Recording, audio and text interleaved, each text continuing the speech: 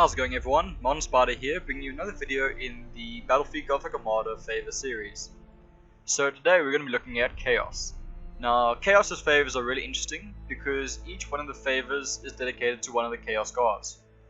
So right off the bat is going to be the Mark of Khorne. So for those who know the lore, Khorne is the bloodthirsty god and who likes up close personal combat. And the Favours definitely do represent that. So the first passive you get is Frenzy. The ship is granted +5 to its troop value, and Frenzy soldiers add +1 assault action to boarding. So this makes you more resilient to boarding actions, as well as your boarding actions dealing a lot more damage. Then the active is Demonic Lightning Strike. Now this replaces your basic Lightning Strike, and it deals 1 additional assault action during the Lightning Strike. Any damage is still critical. Any critical damage is still temporary, however. And the Demonic Lightning Strike's chances of dealing critical damage to the targeted ship are based on the troop value. So Mark of Khorne is great for your up close personal combat, and it does represent the guard quite well. Then the second Chaos Guard is Nurgle. For those who don't know, disgustingly resilient, and the favor does suit that quite well. So your passive is the Void Locust Cloud Swarm. So every enemy ship within 2,500 units of the ship suffer 3 hull damage per second. However, the catch with this is that different instances of Void Locust Cloud Swarm do not stack. So unfortunately you can't have a whole bunch of Nurgle ships surrounding one ship just eating it alive. And then the second passive you get is the Edn of Pestilence. This causes your troop value to be increased by 10, which makes you a lot less susceptible to boarding actions. So Nurgle is really great for close combat, fleet designs, and is incredibly resilient, as well as does nice chip damage against enemy ships. The third guard is Slaanesh, the pretty much god of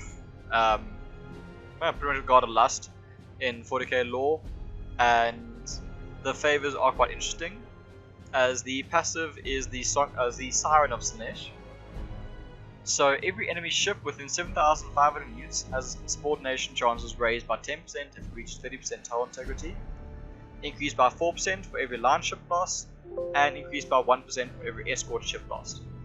The awesome thing about Siren of Slaanesh is the fact that the Sirens do stack. So if you have 4 ships with upgrade, you get 4 times the effect.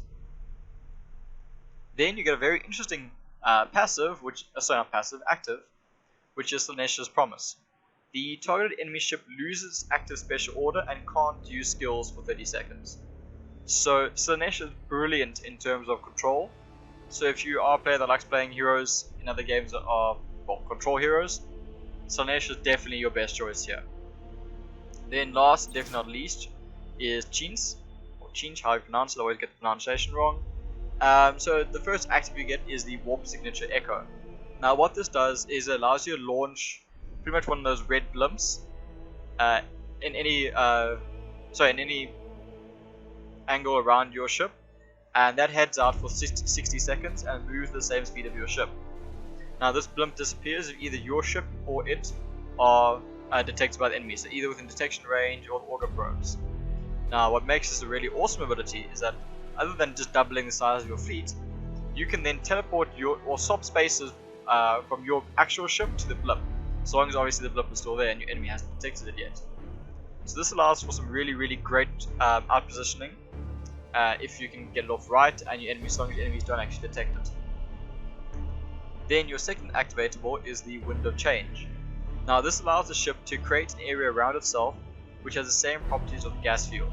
This does replace the running Silent Special Order.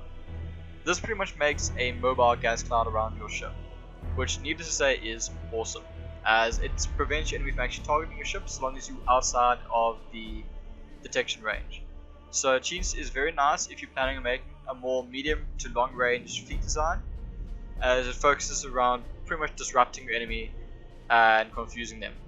So the 4 favors of Chaos are each aligned to one of their Chaos Guards, each aligned to the Chaos Guard's playstyle. And I really do think that the game developers did a really good job in the sense that the favors do feel like the guards they represent, and it does allow for a Chaos fleet to take a number of different directions, a number of different playstyles. So because of that, I still do think that Chaos is a nice a nice feat for players that are starting out or not sure how to play the game, as through the Favours you can make a number of different feat designs. So I hope this short video has helped you if you are currently playing the game and need a bit of inspiration towards how to build your fleet, or if you're interested in getting the game and hopefully this gave you a little bit more information about Chaos and how they play.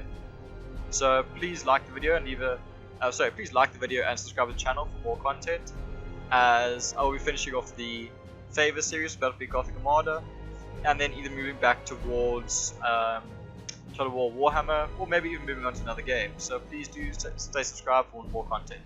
Cheers everybody, enjoy!